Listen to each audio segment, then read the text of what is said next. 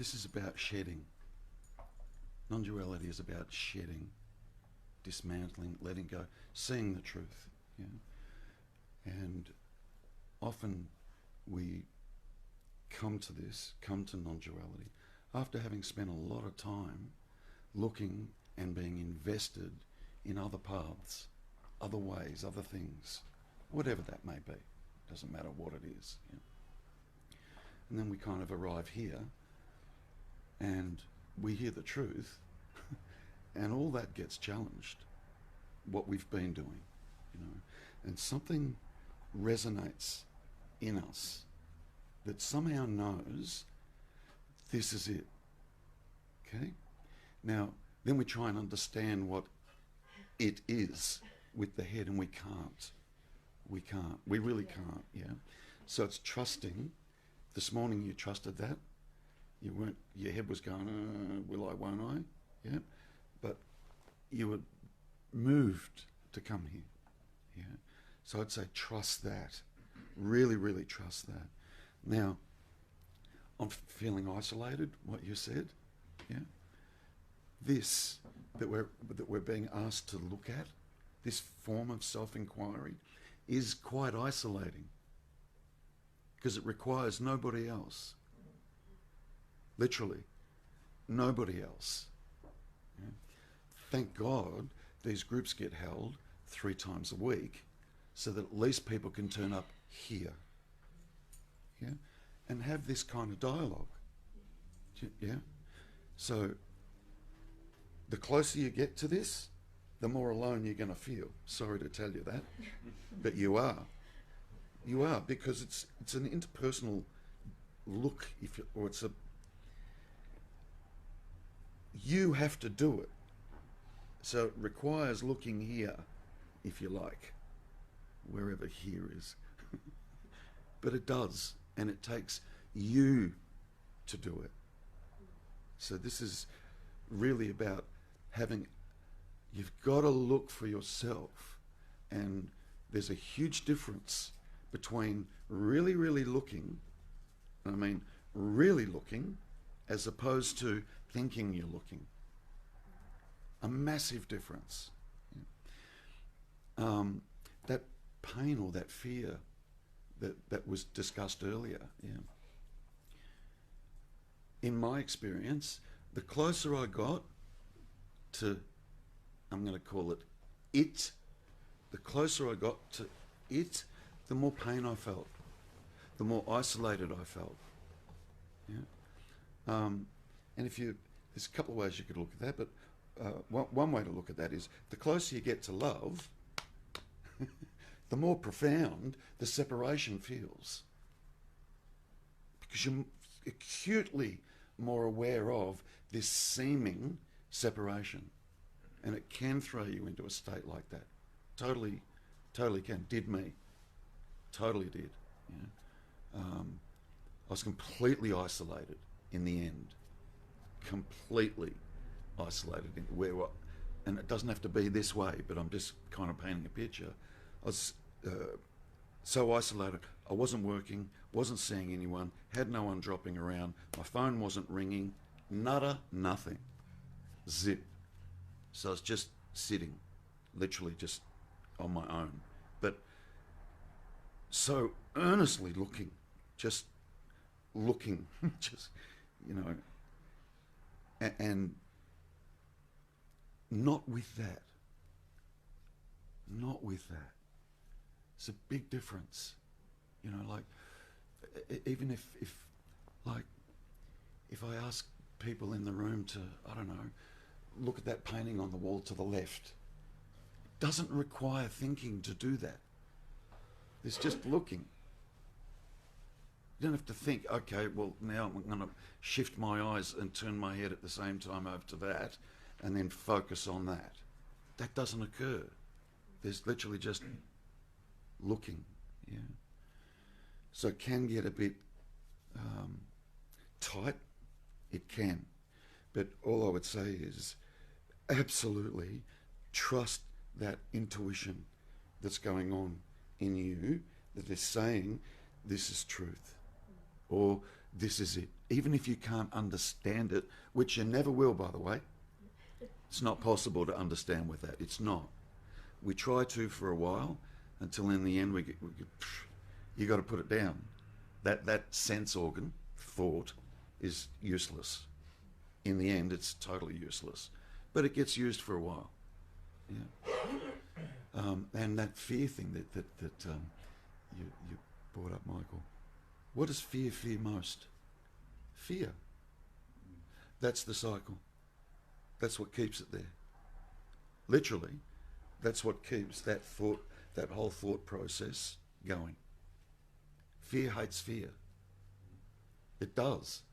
But that all comes about because we label it. What you were saying. It's because we're labeling it. And then as soon as we label it, yeah, we connect it with past experiences that we've had, that we've also labelled fear. Then that comes up in the body and vibrates in the body and feels similar or the same as all the other experiences that we've had in the past. So that vibration comes up and we go, oh yeah, that's fear. What if we didn't label it? Like, and it's not even that you've got a choice in whether you label it or don't label it. You really don't. Yeah? But seeing that this me is nothing but a construct of word. Just word. Which manifests into thoughts, but it's word. It's all word. Me is nothing but word. My idea of the world is nothing but word. Nothing but that, word. And then the problem is we take the word to be the actual thing. And the word's only ever a description. It's never the actual thing. But because of all our past experiences, when we label, it manifests here. You know, yep, I'm feeling that again. So there's a comfort with the familiarity of it as well. So the comfort, so it's letting go and going into the unknown. Yeah, but I know, Mike, but you can't do that. You can't let go. You can't hang on. You can't do anything. Yeah. There's no doer involved in seeing or knowing. There's no doer involved in that. And what we're asked to do here is to investigate this so-called individual, this so-called me. Investigate that and see what it actually is. Literally, see what it actually is. Any conflict that we've got going on with ourself and the world, or ourself and somebody else, or even ourself and self. It sounds like there's two selves. Yeah. Any conflict that we've got going on is nothing but thoughts in conflict with thoughts. Full stop. That needs to be seen. And only you can see that for yourself by looking, and not that there's a you that can see that. Okay? So anything I'm saying is just a pointer, really. Yeah. That's all that ever happens. We believe we're in a relationship with somebody. We're not. We're so not. For a couple of reasons. Number one, we can't be in a relationship with somebody because there's not two. So that's number one. Yep. And number two, the relationship that we believe we're having with somebody else is a relationship that we're having with what we think of them. It's got nothing to do with them. Zero, nada. It's got nothing to do with them. The real relationship is when there's no me, there's no you, and we are one. And you could hardly call that a relationship. Yeah? And that's what Bob says at the beginning of the group sometimes. I'm not talking to any mind. I'm not talking to anybody. Anyone. I'm not talking to anyone. I'm speaking to that I am that I am. Or I'm speaking to that presence, or that knowing, that intuition that I am. It's the same thing. There's not two of them. There's not a presence happening there and a presence happening here. It's the same presence. And the only thing that splits it up or divides it is thought. That just thought. And as was pointed out earlier, Michelle, we don't have any control over it. You have no control over thought. Are you kidding me? No, I'm not. We literally have no control over it. It just happens. But then we take responsibility for it. We say, yeah, this is my thinking. I shouldn't be thinking this. I've got to change the way I think. Yeah, okay, if you're on the personal self-development path, knock yourself out. Go for it. Good luck with that. Yeah, and look, and in truth, there's nothing wrong with that either, because that would be, again, just what's happening. Yeah. So that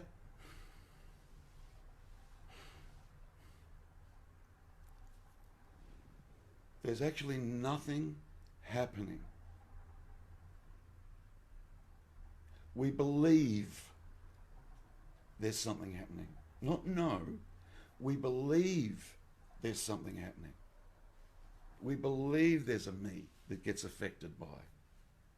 That's the bottom line. Mm-hmm. There's a belief that there's a me here, and that me sees, me hears, tastes, touch, smells, and thinks.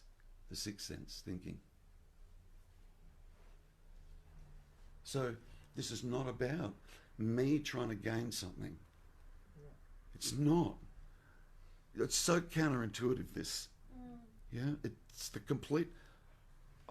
I used to say a lot, it's a 180 to what we think we should be doing.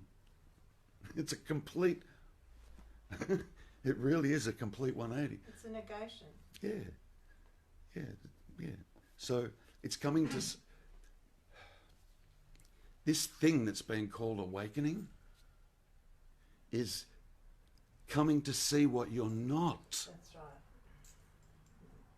Not trying to get something from what you're not. It'll never happen. That'd be like your dream character in your dream at night when it's asleep, going to satsangs and reading this book and this teacher and doing all this stuff. Why? Because it wants to experience the dream, your dream character I'm talking about when you're asleep and dreaming. Okay? That dream character wants to experience what it's like to be awake in the morning. Can it? As soon as you wake up, it's gone. You get that? Yeah. As soon as you wake up, it's gone. But for that so-called awakening to happen, you've got to see it's a fucking dream. You've got to see that it just happens, just like in your dream at night when you're sleeping. You have no control over the content in that dream. Zip. You have no control over the content in this so-called waking dream. Zip. But you've got to see that. And in the seeing of it, it starts to lose its grip. And there's a stirring, if you like, that starts to happen. Like there's a stirring that happens when you are asleep on your bed at night. There is, if you're really attentive, there is a stirring that happens as you wake up. Even before your eyes open, there's a stirring that happens. It's the same. So it's just recognizing or seeing for yourself what is really actually happening in truth. Like, tackle it logically. Logically. Who would I be if I got struck with amnesia? All gone. Total history, gone, wiped, didn't know my name, nothing. Who would I be then? Would I be Terry? Would I have a history? No, because that's all wiped. Would I even be Terry?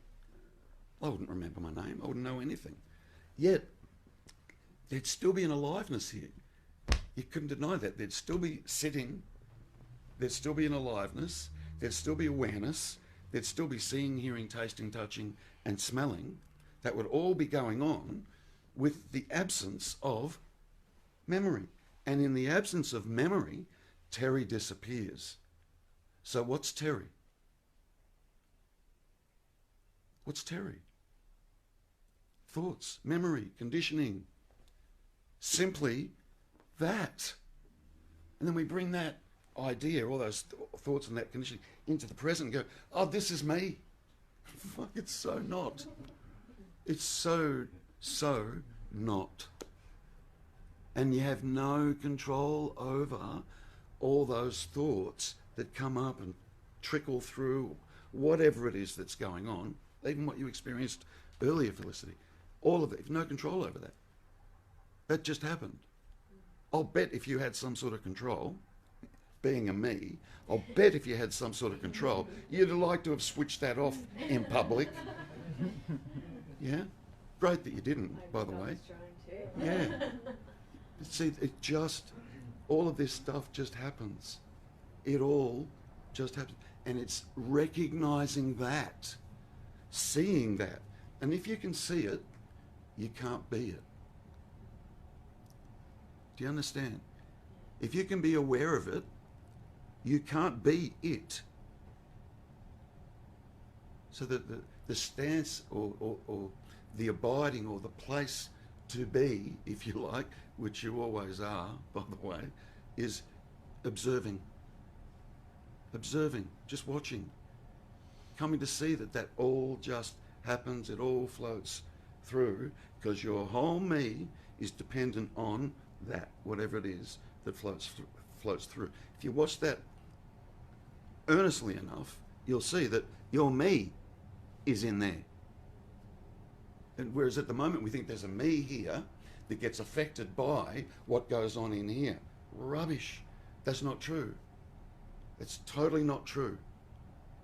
And it's counterintuitive to even try and understand all of Yeah, this. yeah, but yeah, but you, Try and think about what it's yeah, but you can't. Yes, but you can. But you are aware, and you can see. Correct? Okay. So you can see my hand. Yeah. So there's a subject there and an object here, and you know you're not that. Correct? Okay. It's the same with what goes on here. If you can be aware of it, it cannot be you. Cannot. Do you understand? Yeah.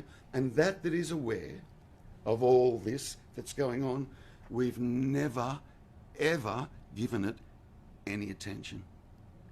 We've just assumed it's me. And it's not. So it's a separation in a way from that. You know, I feel like I'm mixing other ideas from That's okay. before, but you know, like that Yeah. human experience sort of thing. Yeah, that You know? that's okay. But keep it really, really simple. This is just about observing. Coming to see what you're not. Literally. Coming to see what you're not. And when that's profoundly seen, it drops. It drops. Then, and all the torment and all the suffering and all the fear drops. Why? Because it's all stuff from the past. There's no relevance to presence at all. Zip. So it's seeing it, literally seeing it. It's that simple.